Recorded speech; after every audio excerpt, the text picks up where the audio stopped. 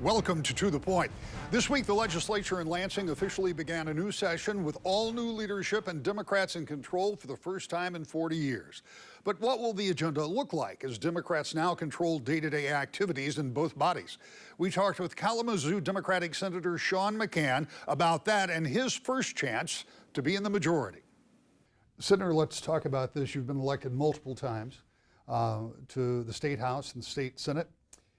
But this is the first time you've been elected to the majority, and that's just a different animal. There's no question about it. Tell me about your thoughts about this as you move into a unique time in Michigan history with Democrats in control of the House, the governor's office, and now the state Senate, first time in 40 years. Yeah, it's a very interesting and new dynamic. Obviously, we're just starting out of the gate here, so I don't know what all it's going to hold, but I think that it's not lost on me the history of the moment and the responsibility of the moment to be working to do meaningful things for the state of Michigan, regardless of sort of who has the gavel at any particular time. I mean, we want to have bipartisan efforts that move the state forward. But I have been in the minority party for several cycles, and there was a twist of history that actually, if it had worked out differently, I might have been never had the chance to sort of see this opportunity to serve in the majority. So it's very exciting. Had I won in 2014 when I ran for the state senate, I might have missed this window entirely, given term limitations and things. So I'm really looking forward to what we can do and what we can do together on behalf of the people of Michigan. You know, when you think about where we are, and you and I were discussing a moment ago, it's been a long time, and I've talked to a lot of different members about their approach and what they want to do. And some folks say there are some common sense things that we can do that we want to get done right away. Some have said and been very forthright by saying, look, 40 years we've had bills that have been in committee that have been in the top of our desk drawers, and we couldn't get them to go anywhere, and we're ready to get those things done. And then you hear all of the voices around, well, you have to take your time, you have to go slow, and others are like, you have to strike while the iron is hot, because you've got to get done what you can get done while you have this majority, understanding it could change every 2 years. Where are you? Yeah, I mean, I think all those sentiments are applicable. The idea sometimes that we can't walk and chew gum at the same time is not necessarily something I agree with. On the other hand, the idea that things take all the oxygen in the room up, right? Is a sort of another phrase we hear sometimes when you have key priorities that have to move and sort of push other things off to the side. So I'm hoping that we'll get to do that. We'll have, I think, some real critical priorities that we're going to go right out of the gate here with at the beginning of the term and try to move quickly on. But that, in my case, 2 cycles, 4-year term covers 2 legislative sessions. I hope there's a great opportunity for me to, do some of the things that are important to me and to the district, as well as, the broader agenda for the state of Michigan, and making sure that we do things that are signal to people that what we do is important to everyone. So what are some of those things? One of some of the things that, I mean, Democrats during the campaign cycle, and frankly for years, have talked about some of the priorities, things that they would like to do. What would you like to see Democrats embark on early on, understanding that the agenda will have to be something negotiated? You mentioned earlier you'd like to see all of the parties, that is the House governor and the Senate, kind of working in the same direction.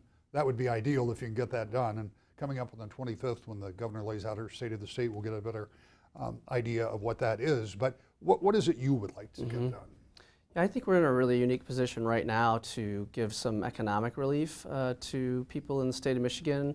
We've talked a long time about repealing the retirement tax, and that's something I voted against when I was in the state house.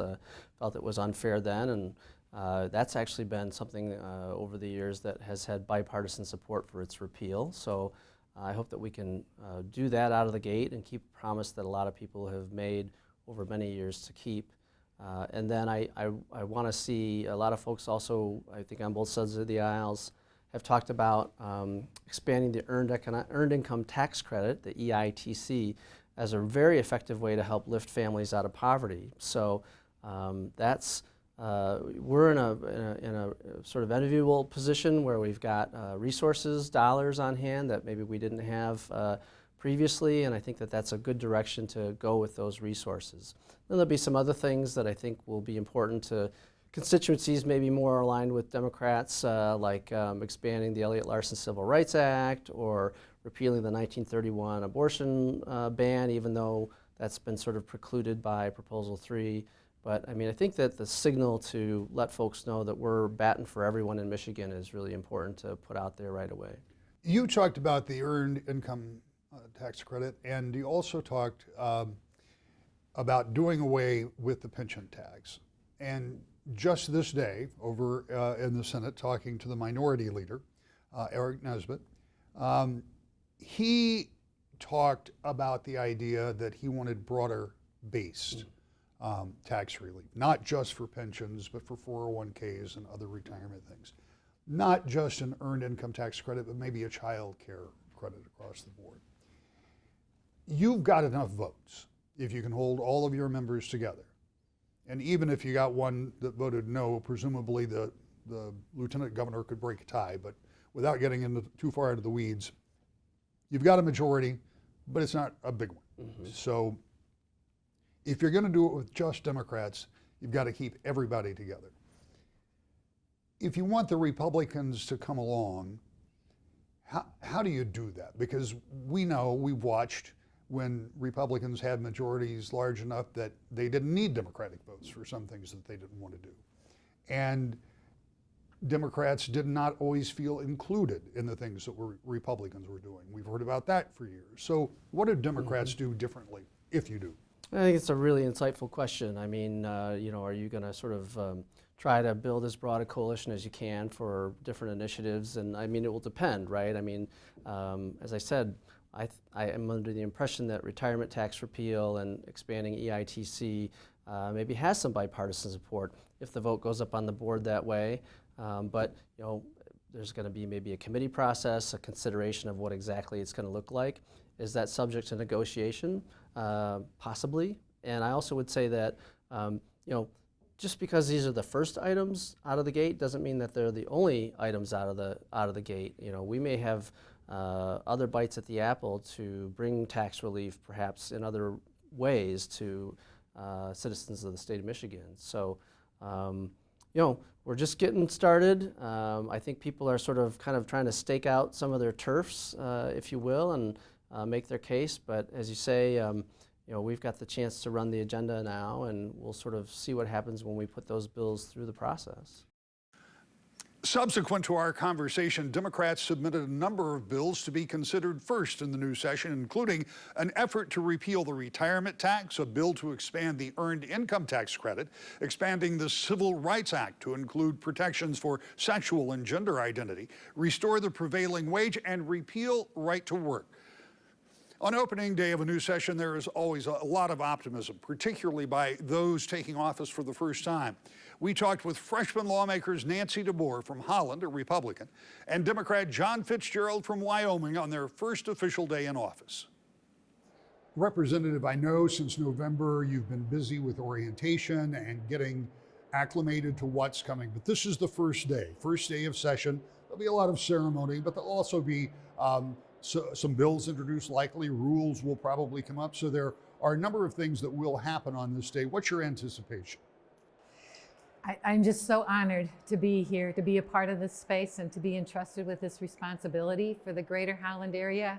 And I feel a mantle. I took that mantle off when I left the office of mayor in Holland, and now it's even a thicker mantle, a wider mantle, representing the greater Holland area and really the state of Michigan. And so I don't take that lightly, and I'm very excited to be a part of all that's coming. I'm always interested when people come out of city government and come into the state government, there are a lot of changes.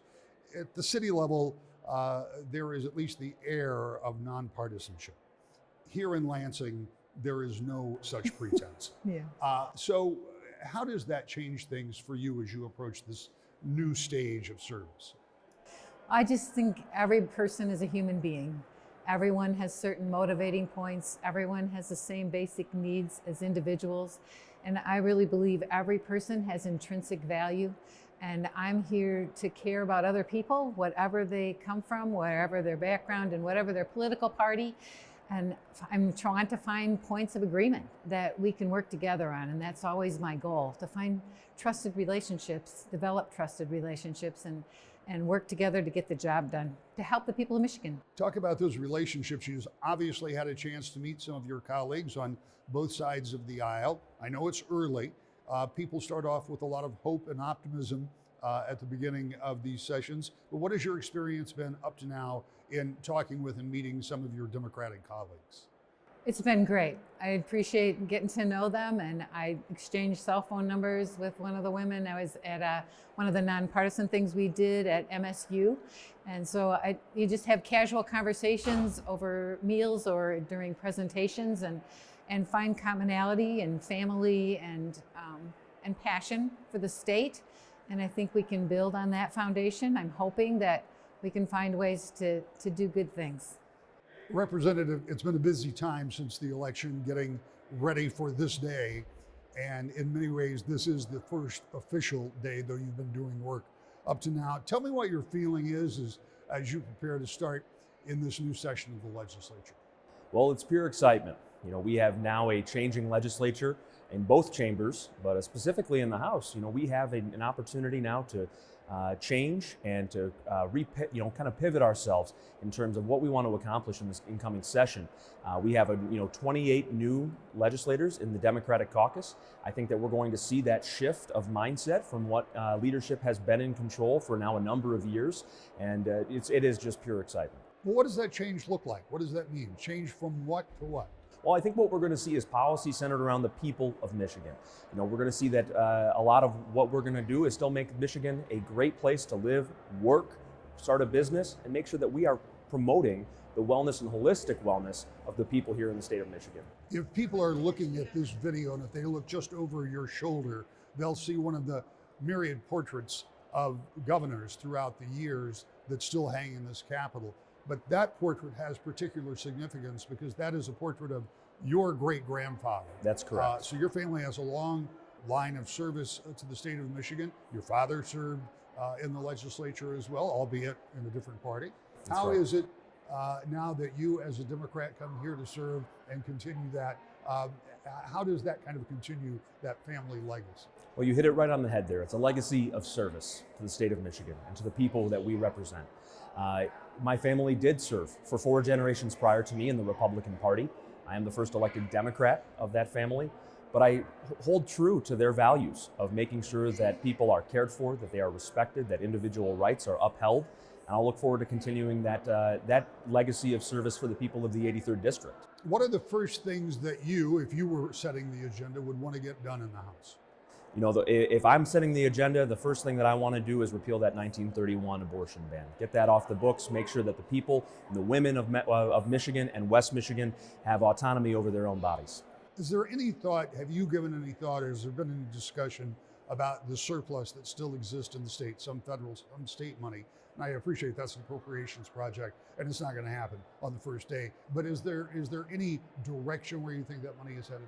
Well, I think that what we've seen is that money is looking to be utilized in a way that we can make legacy change here in Michigan. Invest in strategic projects that are going to have a long-lasting effect for Michiganders. And specifically in West Michigan, I think that we will see an influx of attention and detail, especially with Leader Brinks in the Senate, that we are going to have a great deal of attention drawn to the projects necessary in Kent County to really create that legacy change that we're talking about. While DeBoer and Fitzgerald are just starting their service in government, a longtime staple of Michigan's political scene is calling it quits after her last term in the U.S. Senate. Our interview with Senator Debbie Stabenow next. To the Point. Welcome back to the Point. For nearly 50 years, Michigan's senior U.S. Senator Debbie Stabenow has been serving the county, state, or national level. She announced last week that she would not seek re-election for a 5th term in the Senate.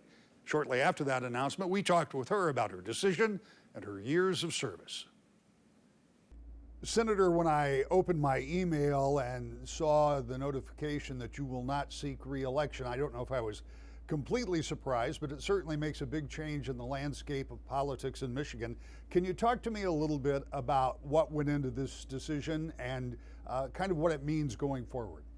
Sure. Well, Rick, first of all, it has been the honor of my life and will continue to be for the next 2 years until the end of my term, and to serve in so many different ways in Michigan. I'm born and raised here. Michigan is in my genes. And so certainly this was a decision I had to think long and hard about. But for me, it's family considerations, a 96-year-old mom who I love dearly, who is really want to be spending more time with rather than the rigors of a campaign. But also it's a very important time for me to pass the torch. We have wonderful leaders. We have a new generation. I came in as a new generation, first running when I was 24 years old for county commission.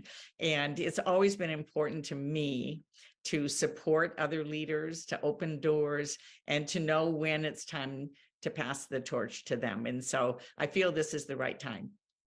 One of the interesting things that you mentioned in that release, and something that is kind of a stark reminder, even when you started in the mid-70s, there were not a lot of female elected officials in state or county or federal government. That number has grown certainly here in the state of Michigan. If you look at the legislature now, it's a much different picture. What, if any, role do you think you had in helping to promote having a broader representation in the legislature? Well, you're right. When I came in, I was the youngest and the first woman to chair the county board, and then one of 8 women in the state house. There were none in the state senate, none statewide. It wasn't about going through open doors. It was frankly about busting down the doors. And so I hope those doors, and I think we've seen they're now open. I hope I've made a meaningful difference in that. I think our state is stronger and better served with the wonderful diversity of leadership that we have. And I've certainly seen over the years, step by step by step, where we've seen more women in local government, state, federal government, business, in every area of our life. And I think it's very inspiring. We're going to have a lot of time over the next 2 years to talk about this, but I'm just trying to run through in my mind some of the high points of your time as a United States Senator. And of course, because agriculture is part of my background, and the fact that you've been the chairman of the Agriculture Committee stands out. But what are some of the things that you will look at and say, you know, this was part of what makes my time serving as a U.S. Senator really meaningful? Well, there are many things over the years, and born and raised in Michigan, I really do see everything through the lens of Michigan, and have worked hard to make a difference in people's lives, both individually with my wonderful staff, as well as on policy. I believe strongly you don't have an economy unless somebody makes something and somebody grows something. And so chairing the Agriculture Committee, bringing, I think, the diversity of agriculture. Before my time in leadership, we didn't recognize fruits and vegetables and local farms and things that we have in Michigan were not a part of the Farm Bill, and now they are, and it's very important. Manufacturing, making things and moving to the next generation of advanced vehicles has been certainly something, as well as other advanced manufacturing. And then I have to say, I'm very proud to be leading a transformation nationally of the way we provide mental health and addiction services. We're making it part of healthcare instead of some afterthought that will make a big difference in people's lives. And the Great Lakes, everything from my very first bill in the Senate, that was a bill to stop oil and gas drilling in the Great Lakes and protect our waters. I have been laser focused on the Great Lakes. I appreciate the fact that you certainly have family considerations. You talked about passing the torch. Let me ask you the same question that I've asked every member of the House, primarily, who have been leaving. Does the current environment in Washington play into your decision in any way? Because let's face it, it's a much different place. Even in 2000, when you were elected to the Senate, and there were certainly a lot of questions about the presidential election that year, and there was rancor, but there was also the ability to kind of come back together, and certainly the events in September of 2001 kind of helped coalesce, I think, to some degree. But is the current atmosphere in Washington in any way playing into your decision? Rick, it's not a reason for my decision, but certainly things have changed dramatically. I mean, I believe in governing. I believe in common ground and reaching across the aisle, and I do it every day, which is how I've gotten so much done. But it is very different, and I think, have gone from just a lot of rancor and division, and social media certainly blows that up, and people that want to weaponize social media to get us divided against each other. But now it's another step. I mean, after January 6th, our democracy really has been threatened. There are people that, with violence and hate and bigotry and racism, really are committed to tearing our country apart. And so I'm very concerned about that. The great news for us in Michigan is that this last election rejected that. I'm so inspired by people coming out, older people, younger people, getting engaged. I mean, that's how we save our democracy. That's how we make it stronger. And I think we have to be very vigilant going forward. As I mentioned earlier, and I look forward to the opportunity for you to come back in the studio for us to sit down for a long form interview and talk about all of these years. But as we wrap up this interview, is there one thing that you could look at in your time, either county government or state government or at the federal level, that you look at it and say that was the moment, or that was the thing that made this worth it? You know, Rick, there are just too many things for me to think about that has made the difference. I think rather than public service, what I would say is I grew up in Clare with a mom and dad who felt compelled because of what we benefited from as children in school and church and community, to give something back every day. And so my mom never let me get away with complaining without saying, well, what can you do to make it better? How can you help solve it? And that has been embedded with me in every step of the way. And I always ask the question, how can I make things better? And hopefully I've contributed to doing that. Senator, as I say, I look forward to talking to you in depth as we go through these next couple of years. But I thank you very much for taking the time to talk to us today. My pleasure. Senator Stabenow is currently the dean of Michigan's congressional delegation. And when she leaves, she'll take 28 years of seniority on Capitol Hill with her. When we come back, a look at the new legislative sessions in Washington and in Lansing. To the point. The legislative sessions are underway in Washington and in Lansing. In D.C., the prolonged votes to select a speaker punctuated the fractures within the Republican caucus. It remains to be seen if that's a preview of things to come. In Lansing, Democrats have chosen, among other things, to repeal right-to-work laws and reinstate the prevailing wage rules, both things likely to bring opposition from Republicans and making support from the minority party less likely. We'll see if that, too, is a preview of things to come. We'll be talking about that more each week when you join us. To the point.